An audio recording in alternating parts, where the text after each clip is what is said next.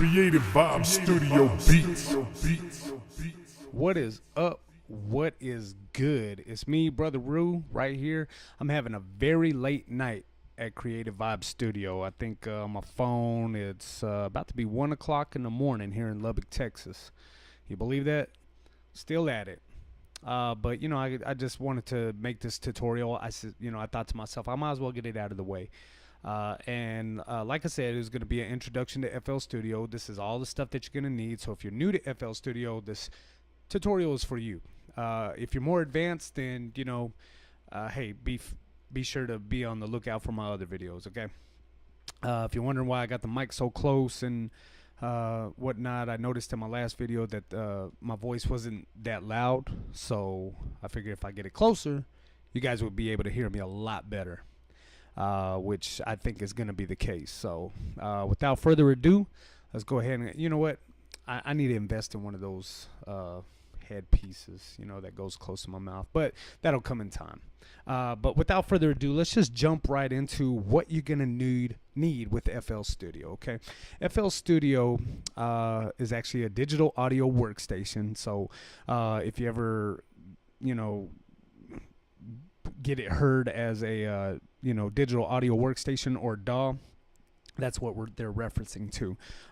It's basically a computer program that you can install on your computer, and it's a computer software, and you can make music. In a nutshell, that's what it's all about. Okay, the version they have out right now of FL Studio is FL Studio 20, which celebrates their 20 years, because a long time ago it used to be called Fruity Loops, and actually that's what FL means. It means Fruity Loops. But I think they just try to take the fruity out of it. But any FL Studio user will tell you that even their plugins are called Fruity Reverb and Fruity Delay and what have you. But that's what it is. It's Fruity Loops. So what are you gonna need to get Fruity Loops? Basically, you can go onto their website on ImageLine and download it. And buy it online if you want to. Me, on the other hand, I actually went to my local Guitar Center and I bought the box version. And the box version I got was actually FL Studio 10 Signature Bundle. That's the one I got. But the good thing about FL Studio, and the thing that I like about FL Studio, is that it gives you free updates for life. So right now I'm on FL Studio 12.5. I haven't upgraded to FL Studio 20. Because the upgrades and doing all that, that's another tutorial I want to do and show you, because it's real complicated, but I'm not going to get into that right now. So yeah, that's the version I'm using, is FL Studio 12.5.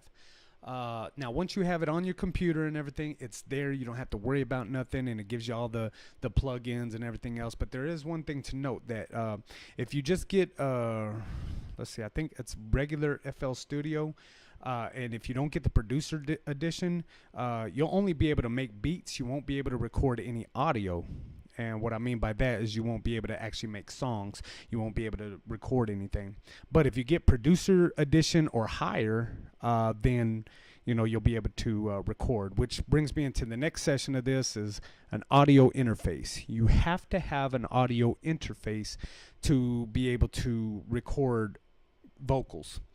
Audio interfaces can, Scarlett has some good ones. M Audio used to make some good ones. You have the USB audio interfaces. You have Firewire. I think there's another one, Thunderbolt. But I think Firewire and Thunderbolt, you start getting into like Mac and all that. And I don't use Mac. I use Windows. And I just prefer Windows, because Windows to me is easier to use. It's just preference, So after, you get your audio interface, whatever you select. Like me, I have a Focusrite Scarlett 2i2 interface. Now, after you get that, you have to download the drivers. And maybe I'll put a link in the description. I'll probably try to do that. If you don't see it there, then I will tell you that the later versions of FL Studio, the later versions of FL Studio actually come with ASIO for all, so you should be okay there. So in a nutshell, that's pretty much it. And one quick note to about installing FL Studio. What you want to do also is go to your system properties, okay, and see what kind of operating system you have, if it's a 64-bit or a 34-bit. That's really important because, when you download, you want to either download the 34-bit FL Studio or the 64-bit FL Studio. So for mine, I would get a 64-bit operating system.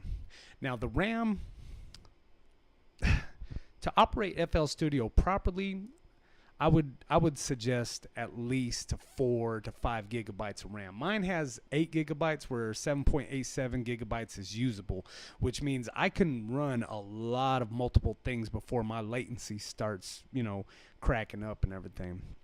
And I think we'll get into latency and all that, later on. So I'm trying to think.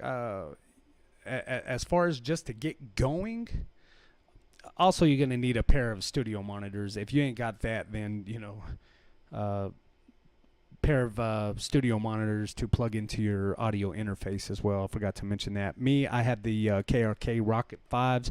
I've had them ever since 2010, and they're really good speakers. They've lasted. I have had to take them apart because, well, one of my speakers, I don't know what's wrong with it, gets a little jiggy sometimes, so I have to kind of mess with the wiring. But ever since then, I mean, it's been a good studio monitor. I would really like to get the Rocket 6 or the Rocket 8s. So that's probably my next investment. Probably after I get the little headset thing, because this holding the mic thing is going to get ridiculous here after a while. So with that being said, that's pretty much all the things that you will need to get started with FL Studio. Thank you for watching, and like I always say, let's get that vibe right.